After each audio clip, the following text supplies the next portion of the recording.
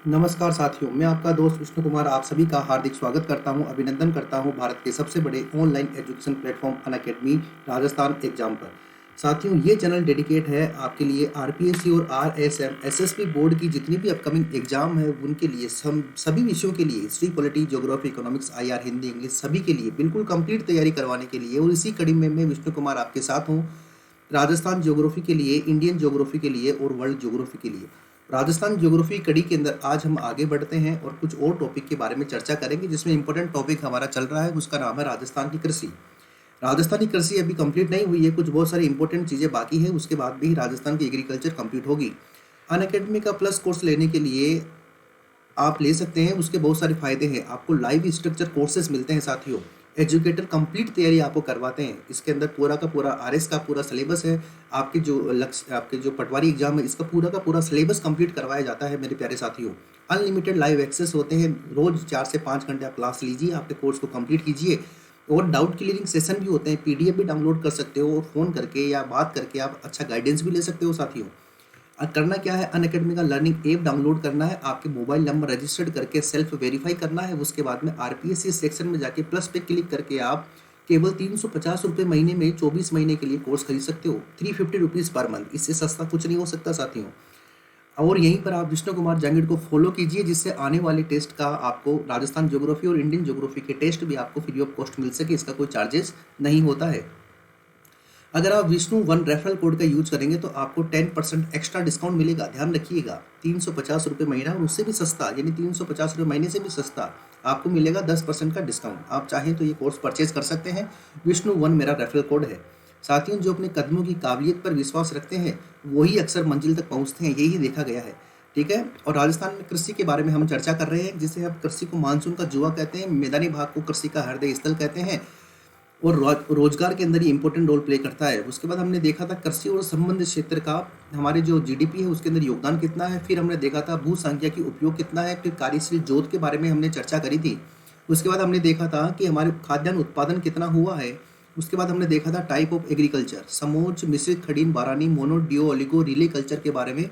फिर हमने देखा था शिफ्टिंग एग्रीकल्चर, ट्रक फार्मिंग क्या होती है, जीरो बजट फार्मिंग क्या होती है, जैविक कृषि क्या होती है, समन्वित कृषि क्या होती है, और बहुत बहुत सारे वैज्ञानिक scientific type of agriculture, sericulture, silviculture, apiculture, olericulture, viticulture, pomology, vermiculture, horticulture, floriculture, pisciculture, oliviculture, इन सब के बारे में हमने चर्चा करी। उसके बाद हमने देखा सतत खेती क्या होती है, स्मार्ट फार्मिंग क्या होती है। उसके बाद एमएसपी के बारे में हमने चर्चा करी, सीएसीपी के बारे में हमने चर्चा करी। हमने ये भी चर्चा की कि सेंट्रल गवर्नमेंट के जो 3 विधेयक लाए गए हैं तो उसके अंदर किसान को बहुत सारी सुविधाएं दी गई है, लेकिन उसकी जो पंजाब, आपके हरियाणा और आपके राजस्थान विरोध ज़्यादा कर रहे हैं, उसका कारण क्या था। उसके बाद हमने एम एस स्वामीनाथन के बारे में चर्चा करी। खरीफ की फसल, रबी की फसल, जायद की फसल के बारे में हमने डिस्कशन किया। उसके बाद में उर्वरक फसलें, नकदी फसलें, तिलहन फसलें, रेशेदार फसलें क्या होती है, राजस्थान कहाँ कहाँ पे प्रथम है।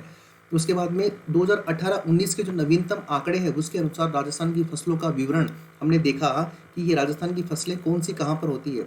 उसके बाद हमने दलहन के अनाज के बारे में देखा, दलहन के बारे में देखा, कुल खाद्यान्न के बारे में देखा, तिलहन के बारे में देखा। उसके बाद में कुछ जो इम्पोर्टेंट फसलें हैं, गन्ना, कपास, अफीम, तंबाकू, ग्वार, इसके बारे में चर्चा करी। उसके बाद हमने देखा हरित क्रांति। हरित क्रांति के बारे में कल हमने बेस्ट तरीके से स्टडी पूरा पॉइंट ऑफ व्यू से कर लिया था। मैंने आपको पूरे 4 मिनट के अंदर पूरा का पूरा हमने जितना स्टडी किया है रिवीजन करवा दिया है। मुझे लगता है कि ऐसा ये रिवीजन है ना, आपके लिए नुकसानदायक नहीं है, बिल्कुल फायदेमंद 100% होगा ही होगा। उसके बाद हम देखते हैं, जैसे हरित क्रांति का हमने यूज किया किसको बढ़ाने के लिए, खाद्यान्न उत्पादन को बढ़ाने के लिए। वैसे ही नंबर 2 की बात करें तो हमने गोल क्रांति की बात करी। आलू कैसे होते हैं, गोल होते हैं। आलू कैसे होते हैं, गोल होते हैं। ठीक है ना। गोल अंडा भी होता है, लेकिन अंडे के लिए अलग से क्रांति है और आलू के लिए हमने गोल क्रांति शुरुआत करी कि आलू के उत्पादन को बढ़ाना। क्योंकि आप जानते हो, आप भी घर पे जानते हो, सब्जी बनती है, अधिकतर सब्जियों में आलू इंपॉर्टेंट है। यानी आलू क्या है, सब्जियों में राजा ही होता है एक तरीके से। जैसे फलों का राजा आम होता है ना, दूसरी तरीके से आलू भी क्या होता है, सब्जियों में राजा होता है।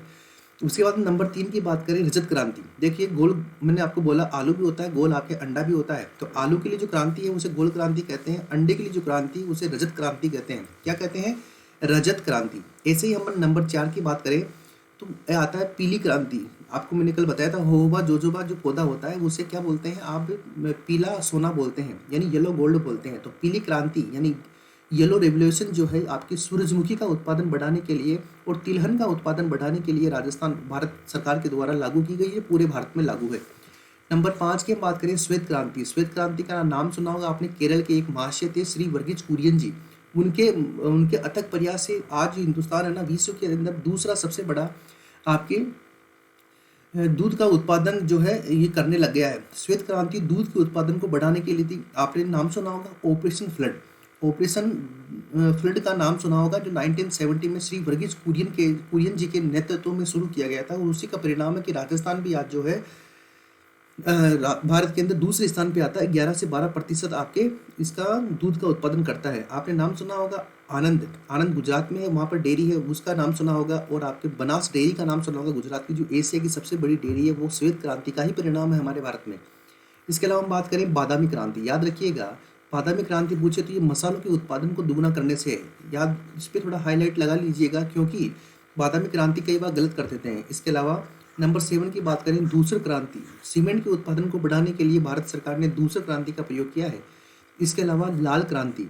लाल क्रांति क्या है? टमाटर भी लाल होता है और मांस भी लाल होता है। तो टमाटर को उत्पादन को बढ़ाने के लिए और मांस के उत्पादन को बढ़ाने के लिए हमने लाल क्रांति शुरू करी है।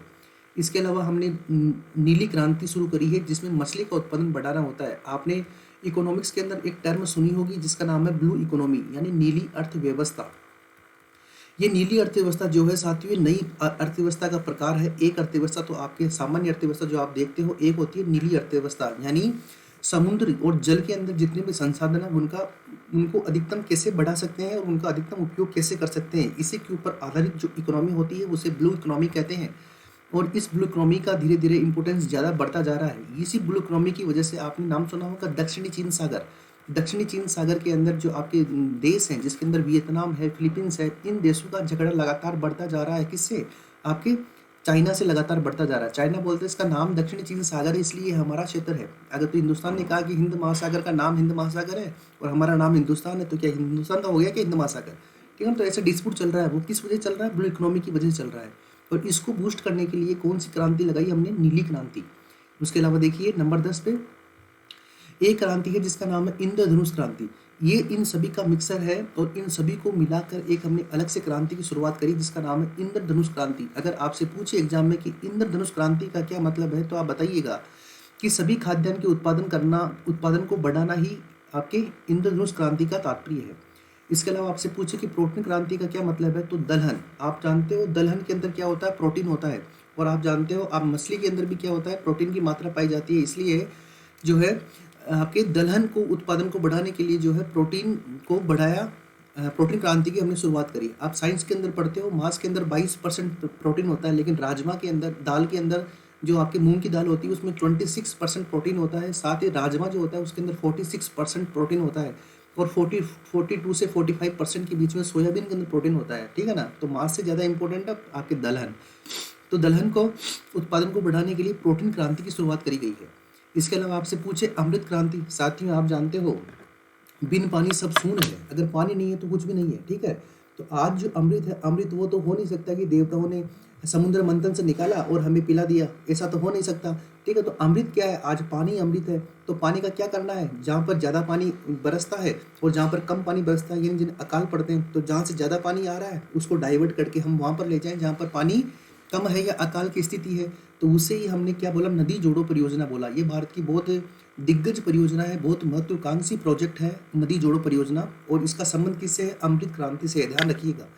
इसके अलावा क्वेश्चन नंबर 13, अगर आप आरएस की तैयारी करें तो ध्यान रखिएगा 2013 के अंदर आरएस मेंस के अंदर पूछा गया था सनराइज इंडस्ट्री का क्या मतलब है।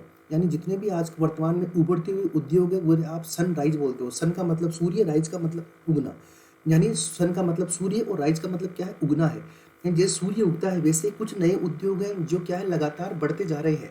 ठीक है ना, जैसे आपने नाम सुना होगा विंड एनर्जी का, आपने नाम सुना होगा सोलर एनर्जी का, आपने नाम सुना होगा रिफाइनरी प्रोजेक्ट का। ठीक है ना, तो ये क्या है कि ये केमिकल इंडस्ट्री का, फार्मा इंडस्ट्री का, आईटी इंडस्ट्री का, ये सभी क्या है? नए उभरते हुए उद्योग है। ठीक है ना, तो इन उभरते हुए उद्योग को और ज़्यादा उभारे सरकार, इसीलिए स्टार्टअप प्लान चल रही है, स्टैंडअप प्लान चल रहा है। आपके एमएसएमई एक्ट लाया जा रहा है छोटे उद्योगों को बढ़ाने के लिए, बड़े उद्योगों को बढ़ाने के लिए। नई राजस्थान के अंदर अभी विंड एनर्जी आई है। विंड एनर्जी के लिए आपकी एक पॉलिसी आई है 2019 दिसंबर में। सोलर एनर्जी के लिए आपकी सोलर एनर्जी हाइब्रिड पॉलिसी आई है दिसंबर 2019 में। ये किस लिए आ रही है? सनराइज उद्योगों को बढ़ावा देने के लिए। अगर आप ओवरऑल देखें तो इनका मतलब क्या है? इनका मतलब है कि सनराइज क्रांति यानी सनराइज रेवोल्यूशन लाना है। तो ये 13 प्रकार की क्रांतियां मैंने आपको बताई है साथी, ठीक है। तो ध्यान रखना, अगर आपसे पूछे कि द्वितीय हरित क्रांति का क्या मतलब है, तो ध्यान रखना शुष्क खेती को बढ़ावा देना द्वितीय हरित क्रांति का मतलब है। किसको? शुष्क खेती को बढ़ावा देना। शुष्क खेती को बढ़ावा देना ही क्या मतलब है आपके द्वितीय हरित क्रांति का मतलब है, शुष्क खेती को बढ़ावा देना। बात समझ गए? तो ये इंपॉर्टेंट बातें थी आपकी प्रमुख क्रांतियों के बारे में। साथियों मैंने आपसे पहले ही कहा था, केवल मक्का, ज्वार, बाजरा, पुदीना, हरा धनिया, ठीक है ना, या फिर इसबगोल, या फिर मूंग, मोठ, ठीक है ना, तिल, ये पढ़ने से एग्रीकल्चर कंप्लीट नहीं होता। ये एग्रीकल्चर एक बहुत बड़ा डायमेंशन है। इसका एक डायमेंशन है फसल उत्पादन, जिसके बारे में हमने पहले चर्चा कर ली 2018-19 के लेटेस्ट आंकड़ों के अनुसार। मैं उम्मीद करता हूँ कि अगले आंकड़े आए उससे पहले आप सरकारी नौकरी के अंदर कोई पोस्ट के ऊपर बैठे हों। चलिए साथियों आगे बढ़ते हैं।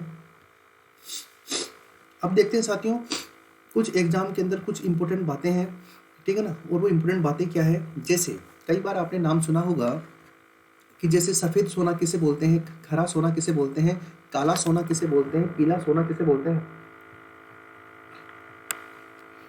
ये एग्जाम पॉइंट ऑफ व्यू से बहुत ज्यादा महत्वपूर्ण है। तो देखिए, आपकी जो कपास होता है, कपास का जो पौधा होता है उसे आप क्या बोलते हो? उसे आप बणिया बोलते हो। क्या बोलते हो? बढ़िया, बढ़िया। ये राजस्थानी भाषा में कपास के पौधे को बोला जाता है। इस कपास के पौधे के ऊपर क्या होता है? डोडी आती है, इस तरह की डोडी होती है। वो डोडी खिलती है, उसके बीच में कॉटन होती है। क्या होती है? उसके बीच में कॉटन होती है। तो इस कपास के बीच इस कॉटन को यानी इस कपास को अलग किया जाता है। कपास का जो रेशा होता है, इस रेशे के साथ में इसके बीज भी आते हैं। क्या आते हैं? बीज। और उन बीज को क्या बोलते हैं? काकड़ा बोलते हैं। क्या बोलते हैं? काकड़ा। और ये काकड़ा किस काम में आता है? ये पशुओं का जो आहार होता है उसके लिए महत्वपूर्ण रोल प्ले करता है ये आपके काकड़ा। ध्यान रखिएगा, राजस्थानी हो इसलिए पता होना जरूरी है। तो ये जो रेशा होता है इससे किसका निर्माण करते हैं? हम सूत का निर्माण करते हैं और सूत से वस्त्र का निर्माण करते हैं, ठीक है। तो ये व्हाइट कलर की होती है, इसलिए इसे क्या बोलते हैं? इसे आप व्हाइट गोल्ड बोलते हो, सफेद सोना बोलते हो। नंबर 2 की बात करें, बांस के बारे में आप जानते हो राजस्थान के दक्षिणी राजस्थान के अंदर जो है बांस का उत्पादन होता है और इसे आदिवासियों का ग्रीन गोल्ड बोलते हैं, यानी हरा सोना है ये, ठीक है ना। इसको काटो और बाजार में बेचते ही पैसे मिल जाएंगे। जैसे गोल्ड को बाजार में बेचते ही पैसे मिल जाते हैं, वैसे ही इसको भी बाजार में बेचते ही क्या मिल जाते हैं? पैसे मिल जाते हैं, इसलिए इसे ग्रीन गोल्ड बोला गया है। हम बात करें नंबर 3 की, अफीम। अफीम जो होता है बड़ा महत्वपूर्ण है। अफीम का सबसे ज्यादा उत्पादन आपके चित्तौड़गढ़ में होता है। नाम सुना होगा आपने, श्री सांवरिया सेठ।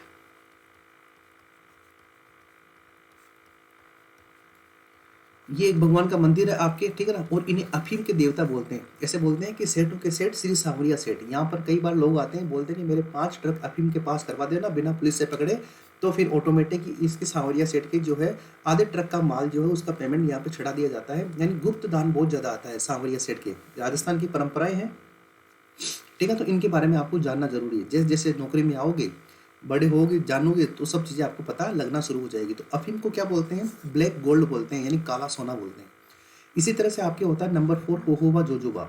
होहोबा जोजोबा क्या है आप जानते हो? इसे हम पीला सोना बोलते हैं। क्या बोलते हैं? पीला सोना। होहोबा जोजोबा की बात बताऊं मैं आपको, 1965 में आपके एक संस्था है आपके जोधपुर में जिसका नाम है काजरी। इस संस्था के द्वारा ये पौधा जो है आपके इजराइल से लाया गया था और ये एक मरुस्थलीय पौधा है। कैसा पौधा है? मरुस्थलीय पौधा है। मरुस्थलीय पौधे का क्या मतलब है? कि इस पौधे को पानी की आवश्यकता बहुत कम पड़ती है, अत्यधिक तापमान के अंदर भी ये पौधा जीवित रह सकता है। ये इंपॉर्टेंट बात है इसकी। और इसका क्या मतलब है? इससे क्या निकलता है? इससे तेल निकलता है इस पौधे से। और इस तेल का क्या इंपॉर्टेंस है? नंबर 1 इंपॉर्टेंस ये है कि इसका तेल जो है मछली के तेल के विकल्प के रूप में काम में लिया जाता है। जो मछली का तेल होता है, मछली का तेल, उसके विकल्प के रूप में इसको काम में लिया जाता है। पहली बात ये है। नंबर 2 बात क्या है? जो आपके सौंदर्य प्रसाधन सामान बनते हैं, सौंदर्य प्रसाधन, ठीक है ना, सौंदर्य प्रसाधन जो रूप निखारने के सामान आते हैं आपके, पता नहीं रूप तो निखरता है कि नहीं निखरता है, लेकिन सौंदर्य प्रसाधन जो आपके सामान होते हैं उनके अंदर जो है इसका उपयोग किया जाता है। नंबर 3 इसका इंपॉर्टेंट क्या है? जो आपके लुब्रिकेंट होता है। लुब्रिकेंट का मतलब क्या होता है? 2 मशीन के पार्ट के बीच में जो आप ग्रीस लगाते हो या ऑयल लगाते हो, चिकनाहट के लिए कुछ लगाते हो, वही आपके लुब्रिकेंट कहलाता है। और ये लुब्रिकेंट जो है इस होहोबा से प्राप्त किया जाता है। बात समझ गए? तो ये आपके होहोबा जोजोबा है। ध्यान रखिएगा, एक पौधा का नाम आपने जरूर सुना होगा जिसका नाम है रतन जोत। रतन जोत, ठीक है ना। रतनजोत पौधा अलग है। रतनजोत पौधा एक बायोडीजल पौधा है। कौन सा पौधा है? बायोडीजल। इस रतनजोत पौधे से बायोडीजल बनाने की रिफाइनरी आपके कालरावास नामक स्थान पर, कौन से स्थान पर? कालरावास। और कालरावास कहाँ पर है? आपके उदयपुर में है। यहाँ पर इस रतनजोत से बनाने की एक रिफाइनरी लगाई गई है, ये अलग बात है। ठीक है ना। तो होहोबा जोजोबा के बारे में आप समझ गए होंगे। काजरी के द्वारा 1965 के अंदर इजराइल से लाया गया एक मरुस्थलीय पौधा है। इससे तेल निकलता है और इसका जो तेल होता है वो मछली के तेल के विकल्प के रूप में काम में आता है, लुब्रिकेंट के रूप में काम में आता है, और साथ ही आपके काम में आता है किसके? सौंदर्य प्रसाधन, जो प्रसाधन होते हैं उसके अंदर काम में आता है। तो ये कुछ खास बातें, इंपॉर्टेंट बातें हैं आपके पीला सोने की, यानी येलो गोल्ड की, जो होहोबा के नाम से जाना जाता है। इसके अलावा नंबर 5 आप बात करें तो जूट के बारे में बात करते हैं। हालांकि जूट का उत्पादन आपके राजस्थान में बिल्कुल नहीं होता है, और केवल जूट ही ऐसा है जो जब भारत का विभाजन हुआ था, जब डिवाइडेशन हुआ था आपके इंडिया का 1947 में, उस समय सबसे ज़्यादा प्रभावित होने वाला कृषि का जो पौधा था वो क्या था? जूट था। क्योंकि ये आपकी गंगा और हुगली नदी का जो एरिया है उसके अंदर आपके ये वाला जूट का प्रोडक्शन ज़्यादा होता है, उत्पादन ज़्यादा होता है, और इसका जो अधिकतर व्यवसाय था वो आपके कहाँ चला गया? आपके पूर्वी पाकिस्तान यानी वर्तमान में बांग्लादेश के अंदर चला गया। ठीक है। तो जूट की जो एक किस्म है उसका नाम है मेस्टा, जो कई बार एग्जाम में पूछी गई है। मेस्टा का किससे संबंध है? तो मेस्टा का संबंध किससे है? आपके जूट से है। और जो जूट है इसकी एक किस्म है मेस्टा, इसका ध्यान रखिएगा। और जूट का उपनाम क्या है? इसको गोल्डन फाइबर बोलते हैं। आपने नाम देखा होगा, कई बार कहीं होटल में जाते हो, कहीं ढाबे पे जाते हो, तो एक मुड्डे टाइप का कुछ रखा होता है, मुड्डे टाइप का, जिसके आप देखोगे तो ऐसे गोल्डन कलर के बांस, छोटे छोटे गोल्डन कलर की लकड़ियाँ होती है, उनसे बना हुआ एक मुड्डा या मुड्डी होता है। उसी को आप क्या बोलते हैं? Golden fibre. वो दूर से सोने के समान दिखाई देता है, और वो जूट का ही, मतलब वो स्वयं क्या होता है? जूट होता है, तो उसे गोल्डन फाइबर बोलते हैं। इसके अलावा देखो ईसबगोल का आपने नाम सुना होगा। जालोर के अंदर ईसबगोल, जालोर का भी कौन सा एरिया जिसे राजस्थान का पंजाब बोलते हैं, और वो क्या है? सांचौर है। उस सांचौर एरिया में ईसबगोल का उत्पादन बहुत ज़्यादा होता है। ईसबगोल को घोड़ा जीरा बोलते हैं। क्या बोलते हैं? घोड़ा जीरा। ध्यान रखिएगा, इसका एग्जाम में पूछा जा सकता है मेरे प्यारे साथियों। अगली बात करें नंबर 7, ज्वार। ज्वार का हमने चर्चा की। ज्वार का उत्पादन सबसे ज़्यादा कहाँ पर होता है? आपके राजस्थान के, राजस्थान का हृदय और भारत का मक्का मदीना, जिसका नाम क्या है? अजमेर। यहाँ पर ज्वार का उत्पादन सबसे ज़्यादा होता है। इस बात की चर्चा हमने करी है। और ज्वार को गरीब की रोटी बोलते हैं। क्या बोलते हैं? गरीब की रोटी। और ठीक इसी प्रकार आप तो बादाम खाते हो, लेकिन मैं तो क्या खाता हूँ? मूंगफली खाता हूँ। तो मूंगफली को क्या बोलते हैं? गरीब का बादाम बोलते हैं। हालांकि प्रश्न आएंगे नहीं, लेकिन फिर भी बेसिक चर्चा है, आ भी जाए कोई पता नहीं है। इसे क्या बोलते हैं? गरीब का बादाम बोलते हैं। ठीक है। तो ये कुछ उपनाम थे, ठीक है ना, जिनके बारे में आपको पता होना चाहिए। मूंगफली यानी सफ़ेद सोना का मतलब क्या है? कपास। ग्रीन गोल्ड का मतलब क्या है? बांस। ब्लैक गोल्ड का मतलब क्या है? अफीम। येलो गोल्ड का मतलब क्या है? होहोबा। गोल्डन फाइबर का मतलब क्या है? जूट। घोड़ा जीरा का मतलब क्या है? ईसबगोल। गरीब की रोटी का मतलब क्या है? ज्वार। और गरीब की बादाम का मतलब क्या है? मूंगफली। कालरावास उदयपुर के अंदर रतनजोत से बायोडीजल बनाने की रिफाइनरी लगी है। कपास के पौधे को राजस्थानी भाषा में बढ़िया बोलते हैं, और इससे कपास से रेशा नहीं बनता है और उससे वस्त्र बनते हैं। और इस कपास की जो फूल होता है उस फूल से हम दो चीज़ निकालते हैं, एक कपास और एक बीज। जो बीज होता है उसे काकड़ा बोलते हैं, जो पशु आहार के अंदर काम में आता है भाई। ठीक है। चलिए आगे बढ़ते हैं। राजस्थान में कृषि के संस्थान, अगला टॉपिक है साथियों। बहुत सारे डायमेंशन है आपके एग्रीकल्चर की, उसी के अंदर एक डायमेंशन आपके है राजस्थान में कृषि संस्थान। एग्जाम के पॉइंट ऑफ व्यू से बहुत ज़्यादा महत्वपूर्ण है। नंबर 1, स्वामी केशवानंद राजस्थान कृषि विश्वविद्यालय की अगर हम बात करें, किसकी बात करें? स्वामी केशवानंद की बात करें, तो स्वामी केशवानंद जो है ये राजस्थान कृषि विश्वविद्यालय कहाँ पर है? ये बीछावाल में है। कहाँ पर है? बीछवाल में है। और बीछवाल कहाँ पर है? आपके बीकानेर में है। राव जोधा के पुत्र राव बीका की नगरी बीकानेर के अंदर जो है आपके स्वामी केशवानंद राजस्थान कृषि विश्वविद्यालय स्थापित है। नंबर 1 बात। देखो साथियों, इसलिए पूछा जा सकता है, जैसे अगर आपसे ये पूछे कि महाराणा प्रताप राजस्थान कृषि विश्वविद्यालय कहाँ पर, तो आप आसानी से लगा दोगे कि उदयपुर में है। लेकिन स्वामी केशवानंद पूछ लिया, यानी यहाँ पर बीकानेर का कोई हिंट नहीं है, इसलिए एग्जाम में पूछा जा सकता है। ठीक है। तो स्वामी केशवानंद राजस्थान कृषि विश्वविद्यालय कहाँ पर है? बीछवाल आपके कहाँ पर है? बीकानेर में। नंबर 2 की बात करते हैं। नंबर 2 है कृषि विश्वविद्यालय। अगर सीधा सिंपल पूछे कि कृषि विश्वविद्यालय कहाँ पर है, तो ध्यान रखना, एक तो आपके जोधपुर में कृषि विश्वविद्यालय, और आपके राजस्थान की शैक्षणिक नगरी जिसका नाम है कोटा, यहाँ पर आपके एक कृषि विश्वविद्यालय, यानी दो आपके सीधे नाम कुछ नहीं है, केवल कृषि विश्वविद्यालय नाम है। तो वो एक कहाँ पर है? एक कोटा में है, एक जोधपुर में है। ऐसे बात करें नंबर 3 की, तो नाम देखना, श्री कर्ण नरेंद्र कृषि विश्वविद्यालय। ठीक है ना। अब यहाँ पर भी ये आपको हिंट नहीं मिल रहा है कि आपके जयपुर में है, इसलिए एग्जाम में पूछा जा सकता है कि श्री कर्ण नरेंद्र कृषि विश्वविद्यालय कहाँ पर है? ये आपके जयपुर में है। एग्जाम पॉइंट ऑफ व्यू से बहुत ज़्यादा महत्वपूर्ण, तो ध्यान रखिएगा मेरे प्यारे साथियों। नंबर 4 की बात करें तो dairy and food science technology model, यानी dairy and food science technology model की अगर हम बात करें या कॉलेज की अगर हम बात करें तो ये कहाँ पर है, आपके उदयपुर में है। डेयरी और फूड साइंस टेक्नोलॉजी, और होगा भी क्यों नहीं, क्योंकि डेयरी प्रोडक्शन के अंदर राजस्थान का उत्पादन अच्छे स्थान पर आता है। और पूरे भारत का लगभग 11 से 12% दूध का उत्पादन कौन करता है, आपका जिला राजस्थान करता है। ये मैं नहीं कह रहा हूँ, ये राजस्थान की आर्थिक समीक्षा इकोनॉमिक सर्वे का जो डेटा है उसके अंदर लिखा हुआ है। और ऊन के उत्पादन हम 34.40% ऊन का उत्पादन करते हैं।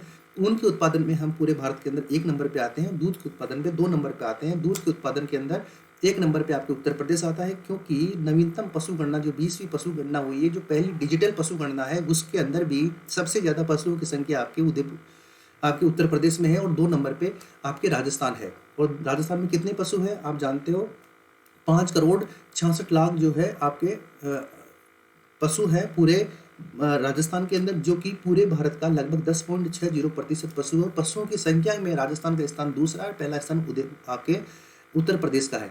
इसीलिए आपके दूध उत्पादन में राजस्थान का स्थान दूसरा है, 11 से 12%। ठीक है, इसलिए डेयरी ए फूड साइंस तकनीक कॉलेज बनता है राजस्थान में, और ये कहाँ पर है, आपके उदयपुर में है। इसी तरह नंबर 5 की बात करें, टेक्नोलॉजी एंड इंजीनियरिंग महाविद्यालय यानी यूनिवर्सिटी यानी महाविद्यालय, तकनीकी व इंजीनियरिंग महाविद्यालय आपके उदयपुर में है। कोई विशेष बात नहीं पूछेगा ये।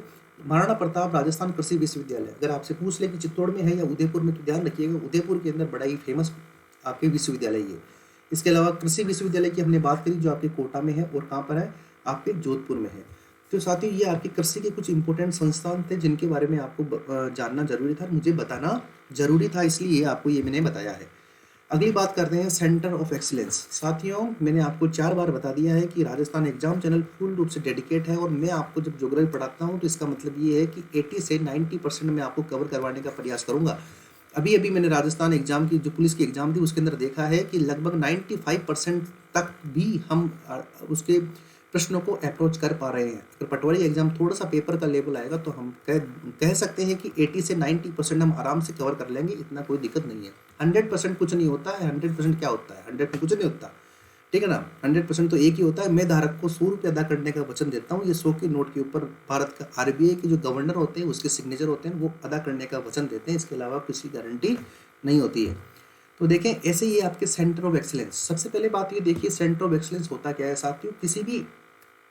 किसी क्षेत्र विशेष के अंदर कोई क्षेत्र विशेष का फल होता है या कोई विशेष रूप से मक्का या कोई फसल होती है, तो उसके लिए सरकार क्या करती है, सेंटर ऑफ एक्सीलेंस का स्थापना करती है। उसमें क्या होते हैं, उसमें कृषि वैज्ञानिक रहते हैं, और कृषि वैज्ञानिक ये देखते हैं कि इस क्षेत्र में इस फसल का उत्पादन होता है या इस फ्रूट का उत्पादन होता है, तो इस फ्रूट के अंदर क्वालिटी और क्वांटिटी को और कैसे इंक्रीज किया जा सकता है, ठीक है ना। यानी इस फसल की या इस फूल की या इस फल की जो क्वालिटी है, ठीक है ना, यानी जो इसकी क्वालिटी है, ठीक है ना, और जिस क्वांटिटी है यानी उत्पादकता और उत्पादन दोनों को कैसे बढ़ाया जा सकता है जिससे ये विश्व फेमस हो जाए और किसानों को ज़्यादा लाभ और किसानों की आय 2022 तक क्या कर पाए, हम डबल कर पाए। तो इसके लिए सरकारें क्या करती है, सेंटर ऑफ एक्सीलेंस ओपन करती है। तो कई बार आपके राजस्थान के एग्जाम में पूछा जाता है सेंटर ऑफ एक्सीलेंस के बारे में, तो आओ चर्चा कर लेते हैं एक बार हमारे रंगीले राजस्थान में कहाँ कहाँ पर सेंटर ऑफ एक्सीलेंस है। नंबर 1 की बात करें तो सिट्रिन नहीं होता, ये सिट्रस होता है। सिट्रस का मतलब होता है खट्टे फल। सिट्रस का मतलब क्या होता है, खट्टे फल। तो सिट्रस के लिए ये आपके कोटा है, और सिट्रस के लिए आपके खट्टे फलों के लिए एक सेंटर ऑफ एक्सीलेंस कहाँ पर खोला गया है, नानता। और नानता कहाँ पर है, आपके कोटा डिस्ट्रिक्ट में ही, यहाँ पर आपके सेंटर ऑफ एक्सीलेंस खोला गया है। नंबर 1 बात।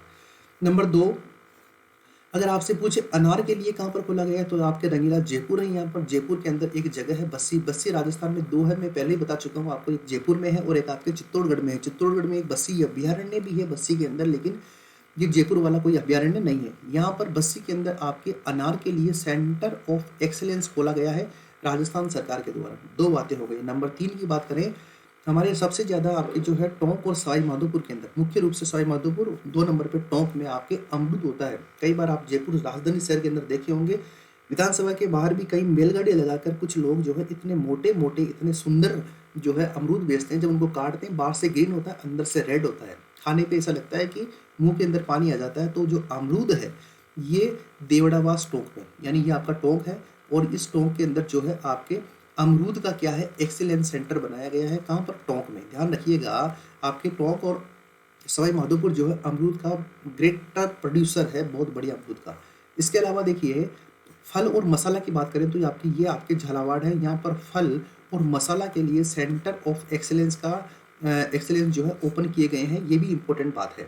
इसके अलावा देखते हैं मक्का के लिए। मैंने आपको कहा था कि राजस्थान के अंदर मक्का जो है अरावली की ढालों पर होती है, और अरावली के अंदर आप जानते हो पर्वतीय मृदा पाई जाती है। पर्वतीय मृदा की एक खास बात यह है क्योंकि इसका जो लेयर होता है वो बहुत पतला होता है और वो किसी भी एग्रीकल्चर के लिए उपयुक्त नहीं है। लेकिन अरावली की ढालों पर यानी दक्षिणी अरावली की ढालों पर मक्का की खेती होती है, ठीक है। और इस मक्का की खेती के लिए सेंटर ऑफ एक्सीलेंस की स्थापना की गई है। कहाँ पर? उदयपुर में। किसके लिए? मक्का की खेती के लिए। बात समझ गए? इसके अलावा खजूर के लिए सेंटर ऑफ एक्सीलेंस की स्थापना कहाँ पर की गई है? भोज का फार्म हाउस आपके जैसलमेर में। यहाँ पर खजूर के लिए सेंटर ऑफ एक्सीलेंस की स्थापना की गई है, ठीक है। तो ये कुछ प्रमुख सेंटर ऑफ एक्सेलेंस थे। और आपको मैं बता दूं, जैविक कृषि के लिए सेंटर ऑफ एक्सेलेंस की स्थापना आपके झालावाड़ जिले के अंदर की गई है। और जैविक कृषि के लिए जो जिला चूज किया है उसका नाम क्या है? हमारे डूंगरपुर है। और जैविक कृषि के लिए जो गांव चूज किया उसका नाम घाटी गांव राजसमंद है। और दूसरा जो गांव है दादिया जयपुर है। तो साथियों, इन सब के बारे में आप ध्यान रखिएगा और इन सब की इंपॉर्टेंट बातों को आप ध्यान रखिएगा। तो आज हमने देखा सेंटर ऑफ एक्सेलेंस के बारे में, कृषि के राजस्थान के संस्थान, जो उपनाम है फसलों के उसके बारे में, जितनी भी क्रांतियां हैं उसके बारे में, और हरित क्रांति के बारे में हमने आज क्या किया? डिस्कशन किया है साथियों। एक व्हाइट पेपर की कॉपी लेकर उसके अंदर नोट्स बनाते चलिएगा। मैं दावे के साथ कर रहा हूँ 80 से 90% मैं आपको कंप्लीट करवा रहा हूँ, ठीक है। इसके बाहर लगभग नहीं आने की संभावना है, और 1-2% या 10% का तो कुछ गारंटी नहीं है। बाकी आपका ओवरऑल बहुत ज़्यादा कंप्लीट होने वाला है साथियों। लाइक कर दीजिए, शेयर कर दीजिए, कमेंट बीच में कर दीजिए साथियों। इसी के साथ इसका जो आगे का टॉपिक है उसको कल अध्ययन करेंगे। तब तक के लिए नमस्कार। अपना ध्यान रखिए, स्वस्थ रहिए, खुश रहिए, मस्त रहिए। जय हिंद, जय भारत।